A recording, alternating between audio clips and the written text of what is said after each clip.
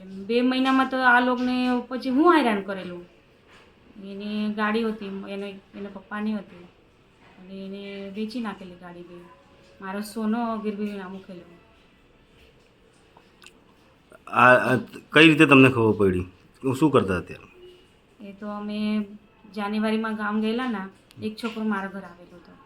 એને માસી એના પર કરજો થયેલો છે, એને તમે સાંભળજો, બેયને એને પૂછજો કે વાત છે. એ તો પછી એ કંઈ કરી લે. પછી એને પૂછેલું મેં, તો હું વાત થયેલું તો એને કહેલું મને થોડુંક મેં ધંધો માટે કે ફસી ગયો તો એને કર્જા થઈ ગયું એને. પછી એને પપ્પાને કહેલું મેં, તો એને પપ્પાને એનું એવું થયું છે. એને પપ્પાને એને પૂછેલું લાલુ શું થયેલું, તો એને પપ્પાને બી બતાવ્યું. પછી ગામથી પૈસા માંગીને આપી દીધા હતા, મારા સોનો બીનો ગીરવી મૂકીને. એક છોકરો એને ઉમેશ એ આવેલું, માસી કે મને 19,000 વ્યાજ બાકી છે ખાલી.